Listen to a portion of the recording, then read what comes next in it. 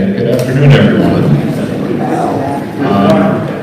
My name is Mark Stout, the Executive Director of the Howard County Historical Society. Thank you for coming out today and hearing about the Howard County Public School System. And just a little background. I worked in the school system for 33 years, and we actually wrote lessons about this because we were so slow here in Howard County to desegregate our schools. 1954, of course, is around the Bordenave, the Supreme Court decision that desegregated schools in America. Does anybody know the year we finally desegregated our schools? 1965, 11 years after Brown. So when I worked in the school system for the 50th anniversary of Brown, we actually highlighted this and did a series of lessons on it. And then later I worked with some board members, including Allan, who's not here right now, but to write an apology, a formal apology for the school system's role, or for the slowness. It certainly was not with all deliberate speed, let's just say that. But with that, I want to welcome our guests. Allan Kittleman and I have known each other for a long time, and he brought together a panel, and I want him to introduce himself and our panelists. Thank you very much, Mark. Thank you. Yeah, I'm Allan Kittleman. Next to me is Reverend Doug Sands, Cooksville resident, right? Cooksville native. So he has a long history here, working in the civil rights movement, but also, of course, going to school in Howard County. Next to him is Bessie Bordenave, who she and I worked very closely, along with Doug Sands, and guest secretary, all of us, to make sure we preserved Harriet Tubman. And I don't think it would have been preserved without Bessie Bordenave and you and Howard Isles, a few other people. But so Bessie's here to share her experiences. They might argue about which is the best class of Harriet Tubman. I'm an honorary 52, so I gotta go there, Bessie. 62. And then Herman Charity, you may know Herman. Herman was the first African-American police officer in Howard County, and he also had the unique experience of going to Harriet Tubman and then going to Howard High School and graduating in Howard High School. So all three of them can give you some definite experiences that I certainly couldn't give you. That's why I asked them if they would join me. I'm very happy that they could. Before I go to them, which will be very shortly, I just wanted to know, I've done some other looking into it. My dad was very involved in the movement, very good friends, really good friends with Doug Sands. And I was looking into it. You know, Howard County is a pretty rural county in the early 1900s. We didn't have our first school until 1901, of course, for whites. And we actually didn't, I was reading, you had to pay for your own textbooks, you had to pay for your own board. And then I think I read that in 1912 they started providing textbooks, again, for whites. African Americans, of course, didn't have the new textbooks, they could share about that. And 1939 was the first time we had bus transportation for whites. So Howard County was pretty rural, even up to 1954. And so I think, I looked at an article, there's an article from the Howard County Times in 1979, and if you get a chance to look back at that, it's really interesting. It has Leola Dorsey, Reverend Collins, a bunch of other people in it as well. Roger Carter, who owned the Carter bus service, he tells an interesting story about how there wasn't any high school for African Americans in Howard County. If you wanted to go to high school, you had to go outside the county, and he went to Lakeland High School, which was in College Park. So he would walk from Gilbert to Laurel, take a bus from Laurel to Lakeland, then walk another mile to get to high school. Every day. Every day. And he's quoted this article, I think it's pretty cute. He says, you really had to want it. You really had to want it. And he said, if you were able to do that, for an African American graduate from high school, it was like graduating college with honors. Because that's how hard you had to work to be able to get the opportunity to go to high school. And so I'm going to go ahead and pass it off to Doug, let him tell you about where he went to school, what life was like for him, and then have Bessie and have Herman, and then we'll talk a little more specifically about some of the civil rights activities and desegregation of our schools. Thank you. It's so good to be here and to have someone great enough to pass the microphone. It's an old church. It's an old church. But well, we've been here and been there, that's the old church. This is a new church. Subject matter and all. I was born and raised in Cooksville, born at home, almost were in those days. My youngest sister is 12 years younger than I am. I was fortunate enough to have my mother go to Oklahoma City, and to be born there. The school system in our time, the time that I came, I was born in 1934. My dad was born in 1892. And of course, there was no school at all for him. He's World War II veteran. World War I veteran. And we only got school in the Methodist Church. Throughout this area, the Methodist Church provided the elementary school for most of the black families that came along, and my parents did, in the early part of our family.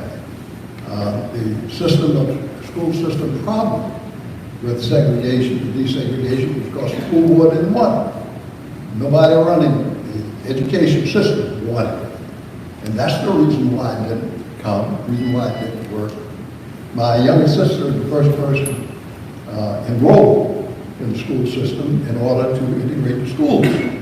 And we're born and raised in a little three-room cabin, so we're used to being close to folks.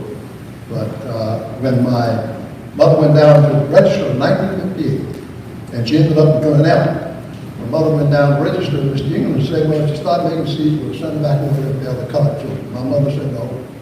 Mr. England, you start making seeds, stand them up, white children making seeds, because I know there are. But that kind of response was widespread until a large number, because the county system here had a freedom of choice. You're free to choose with your children not to go to any school that black kids went to. And it was no secret. It was well understood. As a matter of fact, Mr. Ying was quite surprised to find that there was anybody that was going to come out of the black community and register their children in the school in Allen County. And that was 1958. Progressed very slowly, but it progressed also because of the habits and the cooperation that people in the county gave from the community. And I used to call him Bob Kittleman. I'm a little bit older than his son. But you're younger than my dad. That's right.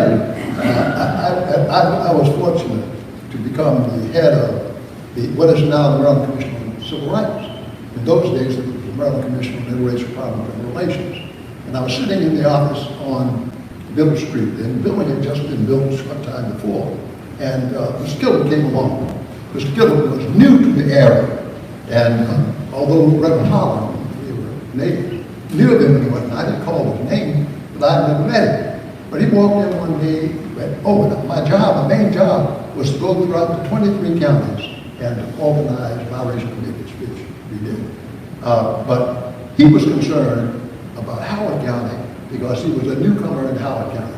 And he came in and looked at me because he was surprised with a black guy in the office and in charge of things and said, what is the government doing here in Howard County about integrating schools with it for black children? And I remember it the rest of my life. I was just congratulating myself because I had a good job. And I was doing what kind of thing I wanted to do, and I was going to get paid for it. But Bob Kittleman had another agenda on the things that he wanted done. And only because I had already gone through the agony of my sister's first days in Bordenave, I had a whole lot of interest around the state beyond whether or not all the school was, and home rule didn't exist then for anybody with Baltimore City. The counties ran the state legislature. If I ever get a chance, I'll talk to you about that. I think we've got a system. I think Martin Clark could talk about that. Yeah. Before you go, Bessie, I'll tell you one thing though. My dad loved us. And Yes. I spent a lot of time when I was a little boy at his house playing with his children. And my dad would be talking to Doug about what we're going to do about civil rights. And so I just remember that like yesterday. I ran for Congress out in the 6th District as an independent. His father left his party to support it. Sure you would. Okay. Oh, Bessie has right. Hi, my name is Bessie Bordenave. I am a native of Howard County. I'm from Can you imagine what it was like being black in Howard County? Can you just imagine what it was like? It was no fun, but we all enjoyed ourselves. In Howard County, for education, most blacks did not have education, and they had to attend schools outside of Howard County. I went to Harriet Tubman. 1962 is when I graduated. What year? 1962. Is that a good year? That is the best year there is. That, if you go to Harriet Tubman and you look on the wall, you'll see all these pictures. Go and look for Harriet Tubman, 1962. The best class at Harriet Tubman High School. But anyway, at Harriet Tubman we had a song, and we called the song Harriet Tubman, Harriet Tubman. We love to dream of you. And that's our motto. We love to dream of Harriet Tubman. It's on the wall at the school, and we think of Harriet Tubman as being a place for safe places to go. Mr. Flurry, Mr. Craft, Mr. Woodson, and Mr. Gibson, they were what we call our gorilla glue. They were the men who kept that system and kept the people in Howard County, the blacks in Howard County, really together. They had a no-nonsense attitude. They really kept us going, and we all loved those three men like we loved our parents. When a young male came to school and he couldn't get his hair cut, Mr. Kraft would have a barber to come to the school once a month and cut their hair free, because the parents could not afford to get haircuts. Housing in Howard County for blacks was not affordable. Many people lived in trailers, others lived in houses that were almost no heat. It was really deplorable. Very small homes that people lived in. Churches. Going to church on Sunday is where we all went. We all went to church on Sunday. And in Guilford, there was a little lady named Dora Carter, and she was the superintendent of the First Baptist Church of Guilford. She was a small lady in stature, but she was very big in heart. And she always made sure that everybody came to church properly dressed. There was no doubt about it. She always made sure you had your gloves on, you had your hair just done right. Everything was in proper order. Chores. Chores. Every child had chores to do. Whether the chores were taking out the wood, bringing in the wood rather, taking care of the livestock, things like that. And we used to wash our clothes by hand until we got an old washing machine. And then we would just hang our clothes outside to dry. Garden. Not of our families had gardens. And in those gardens, we would all have different things in the garden. These foods were used for preserving around the neighborhood. We would always share these foods. Transportation was very limited for black families. Many people who went in a car went into a Model T Ford, or an old Chevy, or a dilapidated truck, whichever way it was, as long as it was able to take them to church, to the store, to school. In most black communities, everyone knew everybody. Everybody in Guilford knew everybody. Those were some of the good times that we remember as being black in Howard County. Good afternoon. Come on, guys.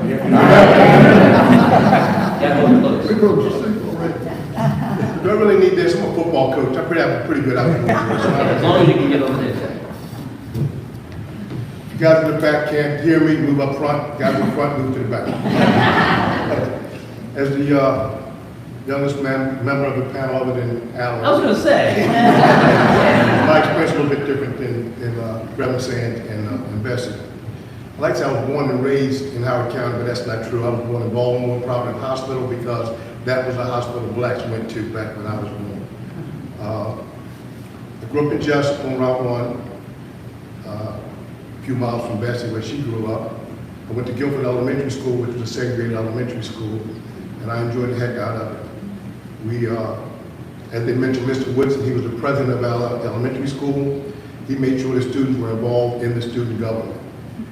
He appointed me to the school safety patrol, he appointed me to the student council, and I don't know whether I got appointed to or voted on, but I was the May King president. Which meaning I had to help coordinate all the activities for May Day. And that was one of the things that we did at Guilford Elementary School. Another thing we did was during the at the end of the baseball season, they had their World Series. It was always the Yankees and the Dodgers back then. So the 6th grade and 5th grade boys were divided up, and we were the Yankees and the Dodgers, and we played against each other in our own World Series. And every student in the school came out to watch us play. We had a school band, we had a choir, nothing like that. And also, a lot of my teachers in elementary school lived in the community. A lot of them came from Guilford, that Bessie can attest to. And from there, I went to Harriet Tubman. Harriet Tubman was a junior senior high school. So from the 7th grade to the 10th grade, I was at Tubman. And some of my experience at Tubman was that Reverend Sanders mentioned books, Allan mentioned books. Every book we got was used that came from Howard High School, as far as the upper grades went. And I remember Mr. Floyd, who was the principal of Harriet Tubman when I was there, came in and said, it's not important whether the book is new or not, it's important that you learn what's in the book. So I carried that with me throughout. We had a baseball team, basketball team, track team, that at Harriet Tubman. And in 1964, they allowed us to start playing against Howard and Glenelg, just because they were getting us ready for desegregation. And I played baseball, so I got to meet a lot of the Glenelg players and the Howard players by playing baseball and running track. When they closed Tubman, let me back up. Just prior to closing Tubman, the football coach from Howard came and talked to all the male students that wanted to go to Howard and wanted them to play football. So he kind of gave us our first welcome to Howard High School. The principal at the time was Mr. Omar Jones, and when I got there as an athlete, he let me know that I was supposed to be a leader of the school, and he wanted me to act like a leader of the school. And that was because they had just brought 9th graders into the high schools, and they were being 9th graders in the hallway, and he told me it was my job as an upperclassman, even though I was just a junior, to make sure that those 9th graders acted the way they were supposed to be acting. Some of the issues that had at Howard was the first day the bus was supposed to pick us up, it stopped, didn't open the doors, and then went south to Savage. Made a U-turn, came back, stopped on the other side of the roadway, going north on Route 1. We started to walk across Route 1, he left. So the parents went up to the Howard High School, had a conversation with Mr. Jones. The next day, the same thing happened. They went back up, and the following day, we got a bus that was provided by Mr. Roger Carter, who was the black school bus driver that Allan mentioned early on. Some of the good experience I had was, again, the football coach had already made himself known to me, so that was a good experience. And a lot of the guys, when I grew up on Route 1, it was the black community, and there was a Maple Village Mobile Home Park, that's where the whites lived. But on Sundays, we would play football, basketball, whatever, against the white kids in a field that was almost in the middle between the two communities. So I knew a lot of them from that, so that helped me get adjusted. And I went up with a baseball team, and I played against Howard's baseball team before. And one player in particular, a guy named John Shaw, who I always remember, he was a shortstop. And for you older people, you may have heard of Leone's, it was like the top of the youth league, like a club team. But he played for them. And when I walked up to try for the baseball team, he yelled to the baseball coach, "Herman's here." So I got moved right up to the line to audition for or try for the baseball team. There's a couple of teachers that kind of helped us out a little bit. Some teachers, like my history teacher, had no idea what Black history was or who was involved in anything as far as U.S. history was concerned. But overall, my experience were pretty good. I went on, like Allan mentioned, went on to become the first Black police Talk about officer. how you got on the police force. How'd you get on it? What'd you do? You really went Sure, I want to hear what it was like for you. Okay. A friend of mine and I, he wanted to be a cop. I was underage, but they had a program called Community Service Officer. So we went up to take the examination. We took it, and after we took it, they graded my paper right away. Went into an interview with the chief and his command staff. I got hired, and then the process of the officer of the police department being notified I was being hired, one said that he would quit if they hired a black officer, which he did. There were 2 other white officers there who kind of took me under their wing, and they told me that you need to stay no matter what happens, because if you leave, you're going to make it rough on the next guy that wants to be a police officer in Howard County. Yeah, and the chief was Larry? The chief Larry was the one that hired me. One of the things I forgot, Once you that, just to make sure we can hear. one of the things I forgot to mention is, when I was going to Harriet Tubman, I enjoyed Harriet Tubman. And I took a class called commercial class, which was typing, shorthand, and those were the type of things that I wanted to take. I got a scholarship to go to Atlantic Business School in Washington, D.C. And while I was in D.C., I got hired working for the Federal Communications Commission in D.C. There, I ended up working at the White House for the Johnson administration, Lyndon Johnson administration. And I really enjoyed working at the White House, and that was something I really enjoyed. And how long were you with this, Federal Communications? I was with the Federal Communications A long time. 51 years.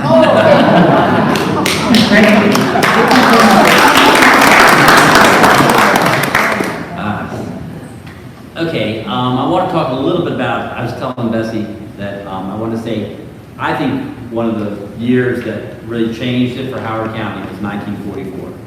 Yeah, of course. And that's what she says, the year she was born, so that's a third thing.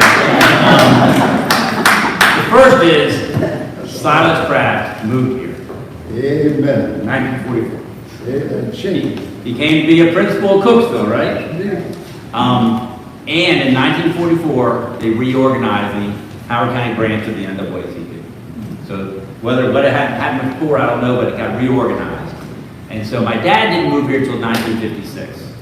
But he was from a long-time Republican family, well, I am, and he wanted to get involved in the local Republican Party of Howard County. And back then, I think we only had 6 election precincts back then, so long ago. Yeah. And so my dad would vote in Guilford. So he went to go talk to the local Republican leaders in Guilford. Their names? Leola Dorsey. And Remus. Remus and Leola Dorsey. They lived on Guilford Road, right not far from where Bessie lives now. And my dad told me the story. He said, I went to their door, I knocked on their door, and they're the first 2 black people he ever shook hands. And he said, will you help me get involved in the local Republican Party? He said, just like that. He told me. Leola looked at him and said, I got a deal for you. We'll help you get involved in the Republican Party if you help us with civil rights. And that was a friendship that lasted forever. Miss Dorothy made the best of stories. But anyway, so my dad became the first white person to join the NAACP of Howard County. And then became the chair of the education committee during the time of desegregation. At that time, Silas was president. Leola was president in 1947 of the Howard County branch, the first woman to be president of the Howard County branch. So anyway, so my dad got involved. And I remember my dad telling the story that he went to see Superintendent Dingley. And if anyone here, I don't want to offend anyone, but my dad didn't think much of him. And so my dad went to see him. And he thought, this can't be hard to resolve. I mean, it doesn't make any sense that you would drive past several schools to go to another school. And my dad was thinking conservatively, we can save transportation costs. This just makes no sense whatsoever. I'm just going to go talk to him and we'll figure it out. He walked in to talk to Superintendent Dingley. And Superintendent Dingley said, we cannot let those children come into the white schools. And I apologize for the language. This is what my dad said that Dingley told him. They will urinate in the hallways and defecate in the closets. That's what you say about it. And so my dad told me, he turned his head and said, "Ooh, it's not going to be so easy." So of course my dad met Doug. We're trying to do some things there too. But my dad would always say that Silas Craft, Morris Woodson, and L. Hartford were what he would call the triumvirate. Amazing people. And so my dad would tell stories. We'd go to school board meetings with Silas Craft and others. And Silas Craft would be pointing his finger and yelling at Yingling, and then he'd be pointing his finger and yelling at Silas Craft, and it just kept on happening.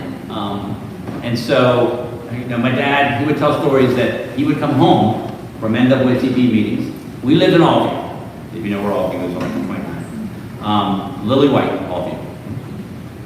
And we'd have African Americans, blacks in our house all the time. So my dad was very involved, and they were good friends of our family. And I'd have them, you know, nothing against women, but I'd have parents trying to question me. Like I go to my friends to play basketball. Alan, why do you have all those black people at your house? And I'd say, well, they're our friends. I didn't even know what was going on, but they're our friends. They were worried my dad was going to sell our house to a black person. My dad was a single father. They were really worried my dad was going to marry a black woman. There were so these worries in all of you that something would be terrible for our community. But, you know, my dad said he would come home from NAACP meetings or other things. He would move my brother and my dad's away from the window. Yep. And he said, he made it so that instead of our heads being at the window, it was our feet. And he later would say, well, I felt it's better that your feet get hurt than your head if someone throws something through the window. And that's what it was like for a wife who was involved. Much harder for them. But not impossible. Not impossible. So, I can just tell you, my dad and Silas Craft, Silas Craft, they had to take his house down, right? Because we went 395 to his house. Yeah, and I'm quite proud of the fact that when Silas Craft eventually did leave Howard County, my dad took his place as president. He didn't run for president. He took his place as an interim president. And to this day, he's still the only white person to be president of the Howard County branch. And he told me later, he goes, you know, I didn't run for president because I didn't think a white person should be president. But he was there to fill the gap. And L.R. Fleury, I remember one thing I remember, I'll get back and talk about some more things, but L.R. Fleury was principal of Harry Tubman when it closed. That family was very close to our family. When my dad got divorced and my mom moved away, my dad needed help with 3 kids. He turned to the Fleury's. Ms. Fleury basically raised me. And so Mr. Fleury would come to the house all the time. He's a big guy. He was huge. And he went to Clarksville Middle School when I was younger. And my friends were afraid of him. And I'm like, he's just a big teddy bear. But he was big. But he got demoted. When they integrated, he got demoted from being a principal at Harry Tubman to being a vice principal at Clarksville, right? And NAACP took him to court, and he was able to get his back pay, and he got back to be a principal. Because Harry Tubman, maybe you should talk about this. Harry Tubman, when it closed, remember, they initially were going to use it for a high school. Right. But they chose not to. Anyone want to tell me why? Whites did not want to go to this. Because whites wouldn't want to go to that school. And The board said. that's what the board said. And I read, the board said, it's really not good enough. It was good enough for black students, but it's not good enough for white students, so we have to build Appleton. I went there, I'm sorry. But the big change came, the members of the school board were, at the time, there were 3. Gertrude Crisp, Fred Schoenbrook, and Austin Lewis, I think. I can't remember what it is. But the big change was Senator Clark, always loved Senator Clark, got 2 other people on the board. And that was Ed Cochran and Jim Motley. And they broke the tie. Or they made it turn out that it would be enough to vote to integrate. So the last story I'll tell you, and I'll let them say some things, is when they got on the board, the actual vote to desegregate and close Harry Tubman was in February of 1965. So the integration happened in September of 65. They made the vote in February. I believe it was in January. My dad told the story that it was a terrible snowy night, but they had made an appointment to talk to Dr. Cochran about voting to integrate the schools. And he, and I believe Dr. Cocker has corrected me, but I believe it was Wayman Scott, if you remember Wayman Scott. Wayman Scott and my dad had an appointment at 8 o'clock to meet with Dr. Cocker. And it turned out to be a very snowy, almost blizzard day in Howard County. And Dr. Cocker will tell you, he didn't think the meeting would go forward. But at 8 o'clock, at his door, he opened up and there's Wayman Scott and my dad. And if you know where the Cochrans live, it's a long uphill driveway. So my dad and Wayman Scott parked at the bottom and walked up the hill. They were not going to miss that opportunity.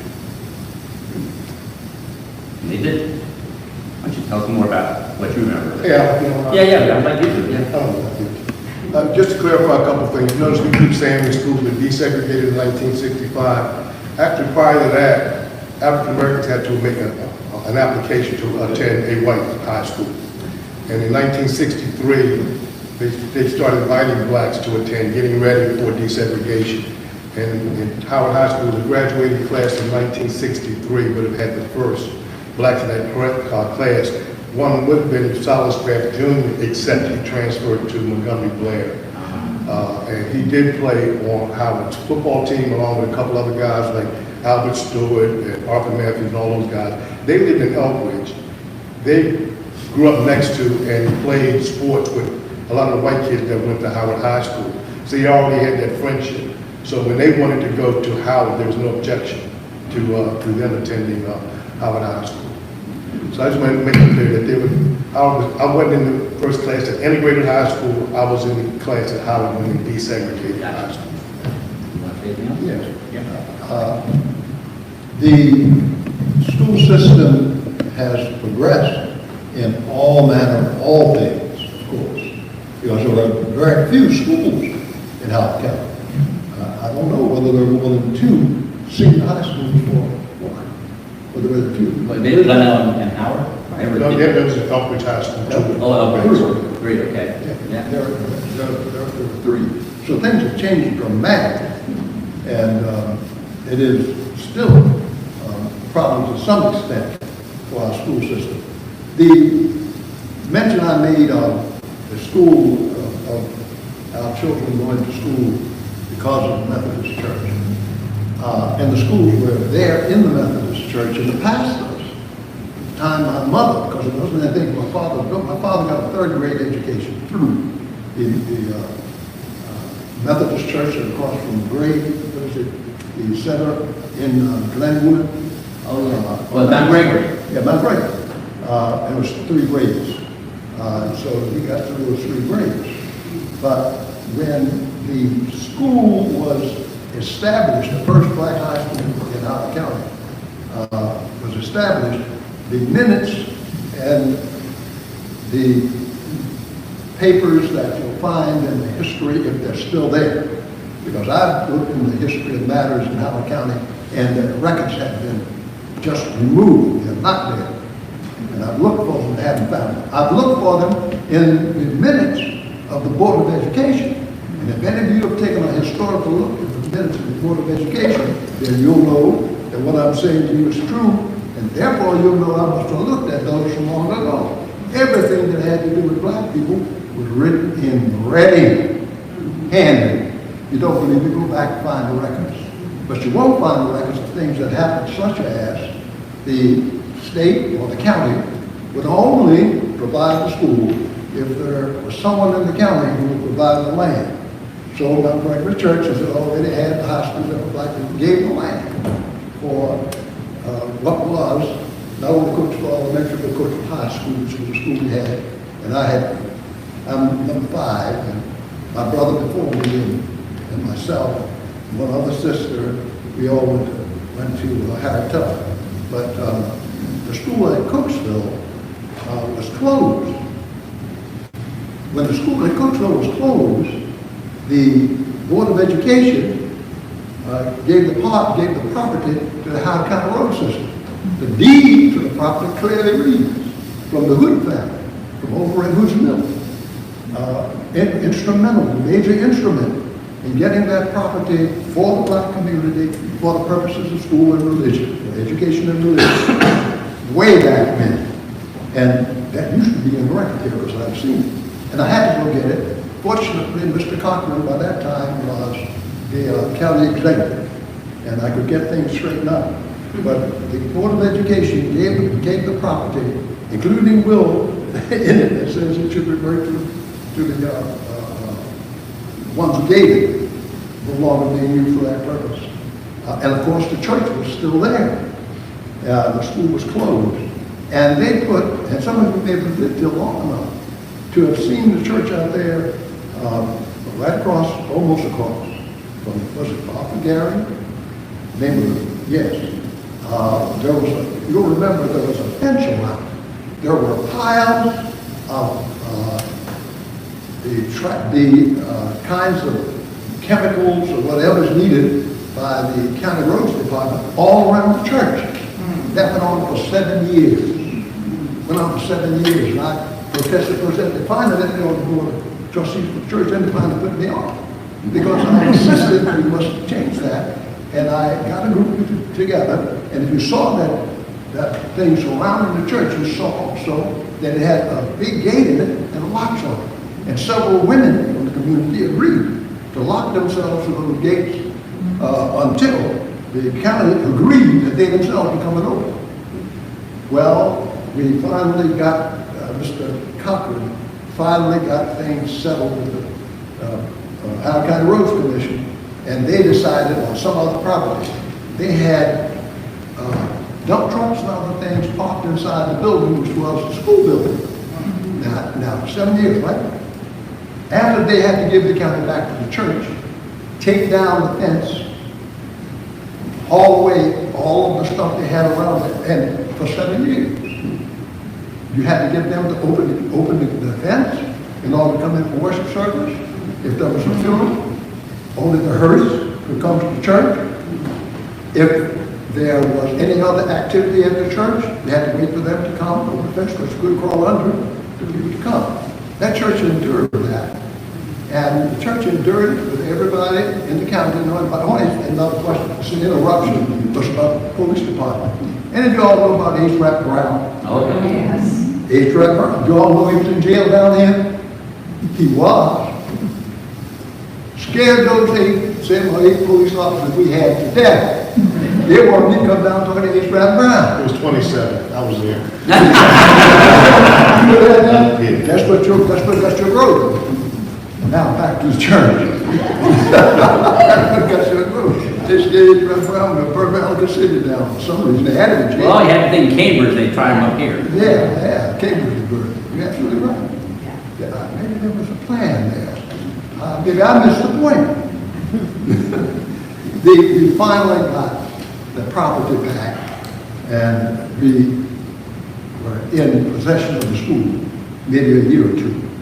A building that had trucks parked in it for 7 years with gasoline in the tank. Once those trucks were removed, Cooksville High School burned down.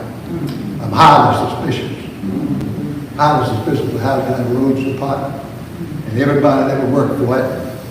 And I do believe, certainly no building that burns down, particularly the implements have been already removed. So that's part of the education of the black folks in Allen County. They're not there. They don't think you get the point. I got the point a long time ago. The only thing that beats it is success. What I remember you guys telling me is the education you got here from. No, you didn't have the great materials, but what about the teachers? Oh, Yeah, why don't you do it?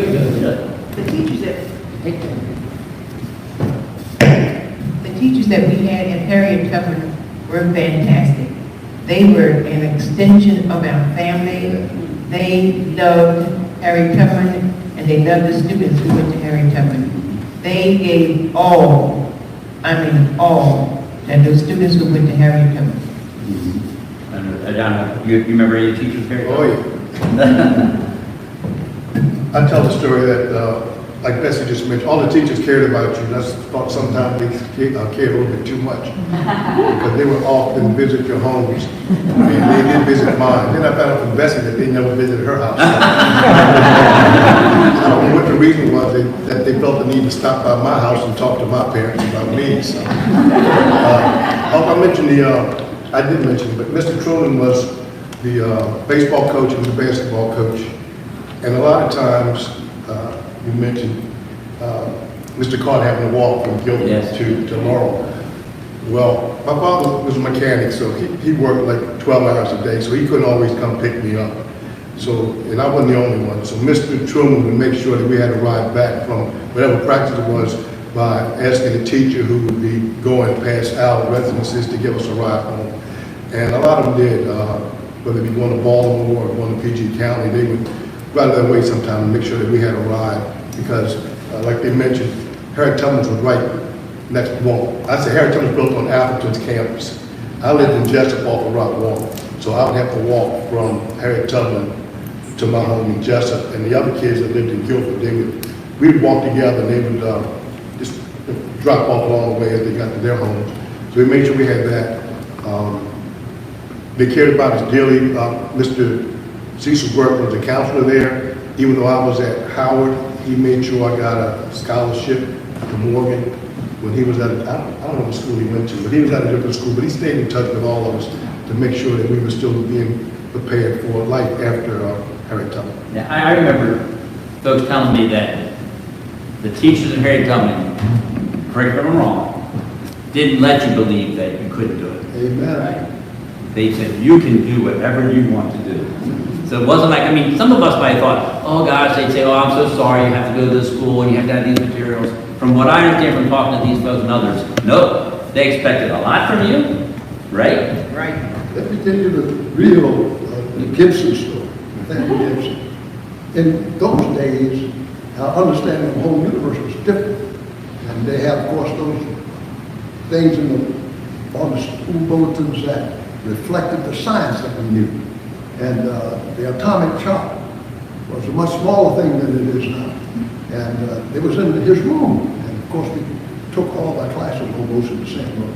And Mr. Gibson proposed to me that if I remembered and understood and could apply most of what was in the atomic clock on the board, I would be able to pass Johns Hopkins admissions exam in 1952. And we didn't even have we had high mathematics for us, was not a calendar, anything like that, you had to do on your fingers or something. But at any rate, I didn't expect it. But my father did take me down to Johns Hopkins in 1952. And, they started building the road to Cooksville, Route 7, in 1949. And that meant we made a whole lot more money. And a little boy, went out and started carrying the stakes that the engineers would put in the ground. And I got to know the engineer that was in charge of the whole project. So he let me come after school, and in those days we didn't have the lanterns like they have now. So after school and over the weekends when the crew had left building the road, they had these big things that looked like bombs. You all might remember them. They had flames in them, and they had the fuel in them, and I'd keep them lighted from Route 97 to come across. So I got to talking to that, and used to traffic, I'd go right around, get up on their shoulder, and look. I went down to Hopkins and passed the exam, scared me to death. And I was pleased with that, but they wouldn't take it because I colored. And they said if I changed my name to a Spanish name. No, well, I wasn't interested. You know what? I didn't, Mr. Gibson meant it, but I didn't believe it. That I could afford it anyway. I'll tell you, the story my dad told me also, it's actually an article too. Another reason Silas Craft is such a great person. Silas Craft understood they would never get Harriet Tubman built unless we had enough African American students to go to high school. Because a lot of them weren't going to high school. And so my dad tells a story that Silas Craft walked all over Howard County to talk to all the parents that you need to send your kids to high school. And if they do, they'll build a school for us. Because they'll have to, we have so many. And Harriet Tubman got built. And I do remember reading that Commissioner Curtis, I think it was, or something, you guys said that once it was built, he said to the African American community, okay, we built it. We don't want to hear anything else. That's right. We Yeah. bought our own flag, we bought our own toilet paper.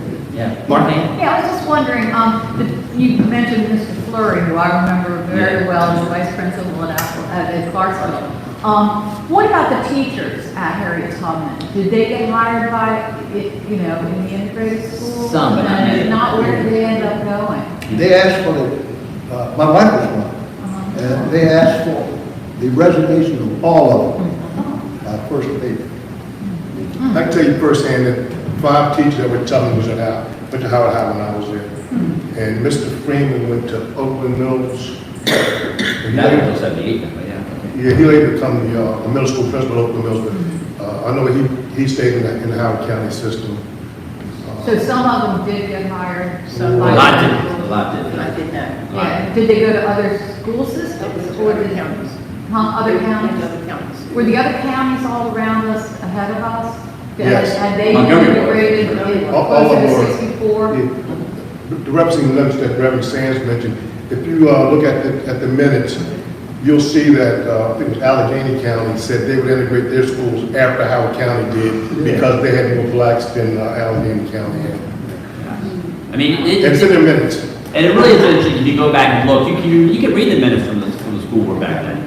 I mean, for me, on April 7th of 1964, my dad and Silas Crafts and Dorothea Crafts, don't forget Dorothea, they were all at the school board, and my dad presented a statement in there, and it's incredible for me to read, but he basically says, the time is now. And he says, what's all happening in the world, think about what was happening in 1964, he goes, everything that's happening is the time is now. And we don't want there to be, basically, he didn't say it this way, but violence. And he said, but you need to do it now, because I'm not sure how long we can wait.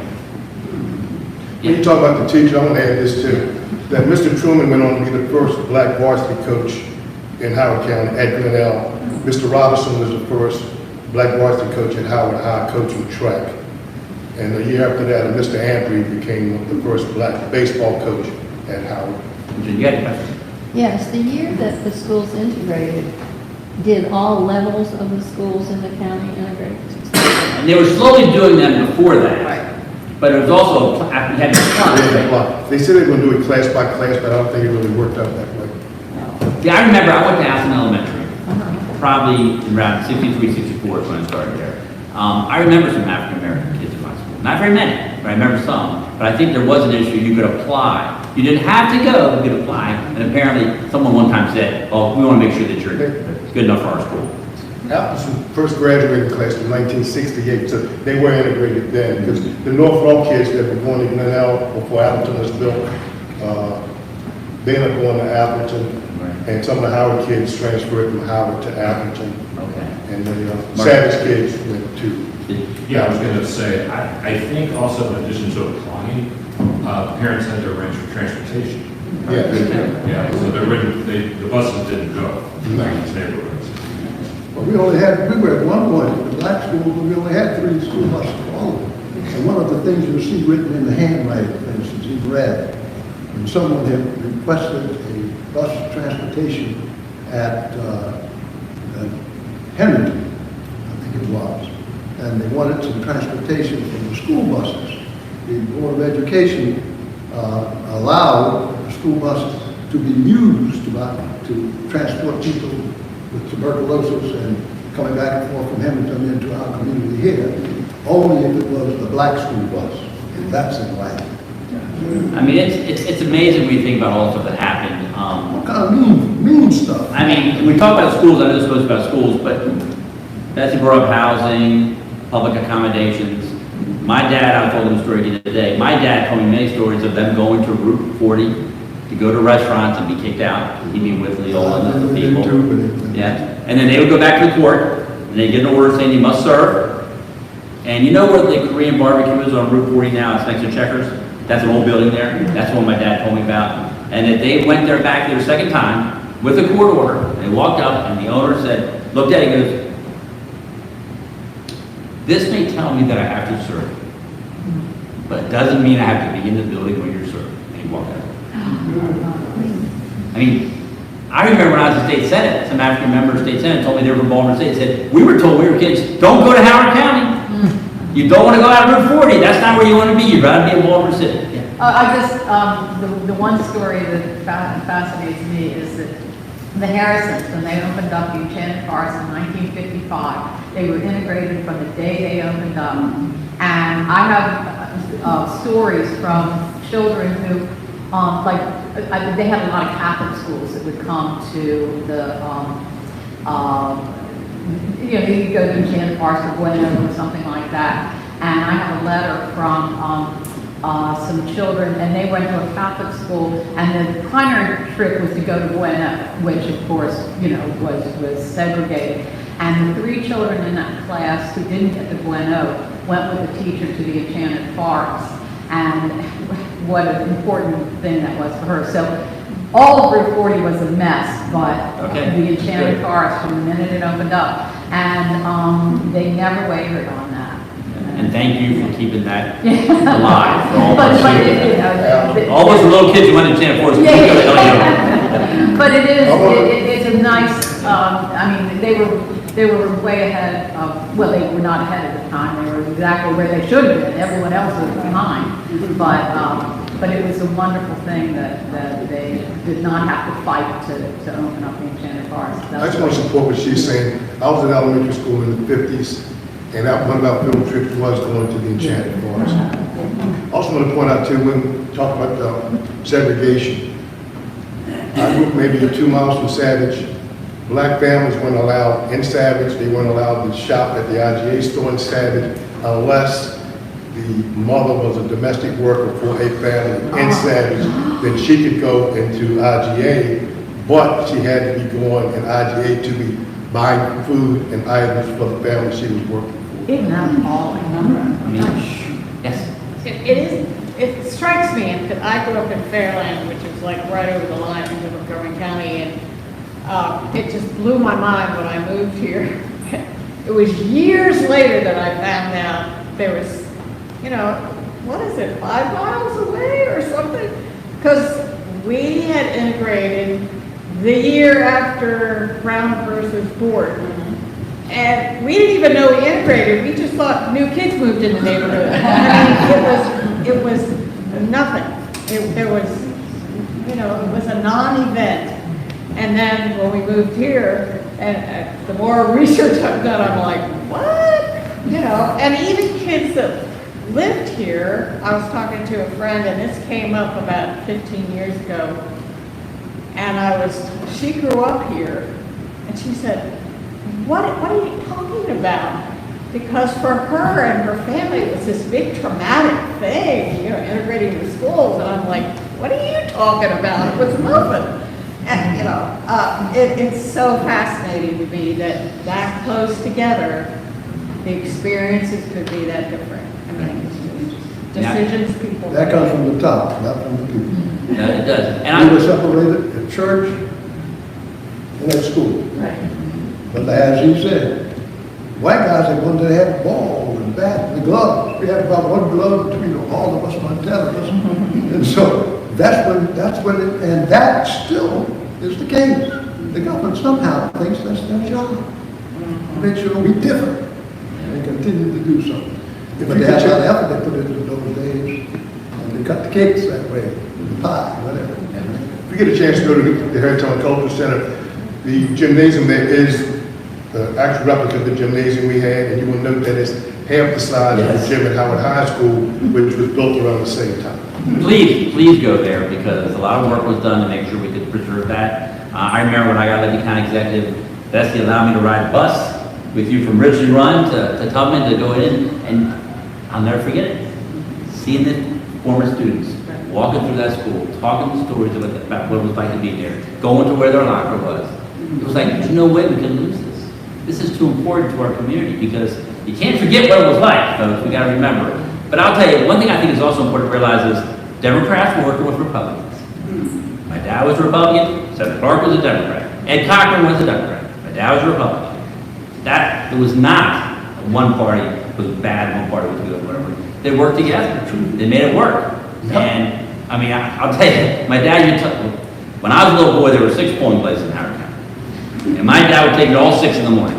Probably why I stayed in what I did the rest of my life. But we'd always finish in Guilford. That's where he voted. Started St. Augustine and go around.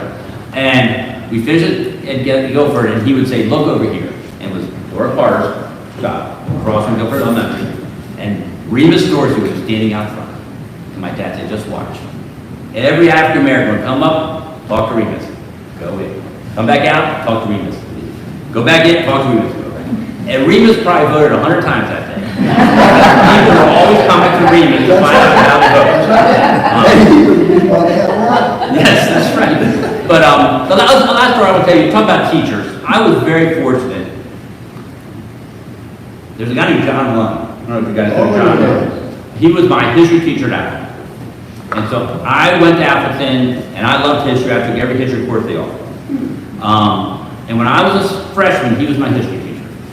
And he came to me at the end of my freshman year and he said, I think you should take a new course I'm offering next year. I said, okay. He says, Black history. I said, well, let me talk to my dad. So I went back and I talked to my dad, but I said, of course, you should definitely take that. And so I took it. And so on the first day of class in my sophomore year, I walked into the class. I was the only white person in it.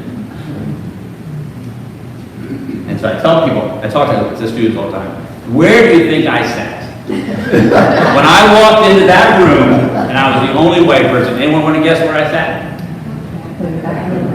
In the back? No?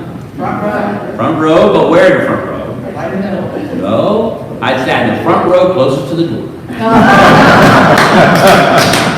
Because, and I tell people, this is the son of one of the civil rights leaders who had African Americans at his house all the time, and I was scared. If I was scared, imagine everybody else. But I tell people, That's the problem there, everybody's scared. I know, but I tell people, by the end of the year, I was sitting in the middle of class. You have to talk. You have to be together. Once you're with people, you realize, my gosh, we're so much alone. Give me somebody to work for, Yes. But anyway, I just want to say that was a big impact on me, and I'm so glad that Mitchell Lund did that for me. Because what an experience. I had a little taste, of what they were doing all the time. But just a little. And I was scared. Any other questions? Well, I was just going to say, it is 1 o'clock. Okay. But this has been wonderful, engaging conversation. How about a hand for this? Thank you.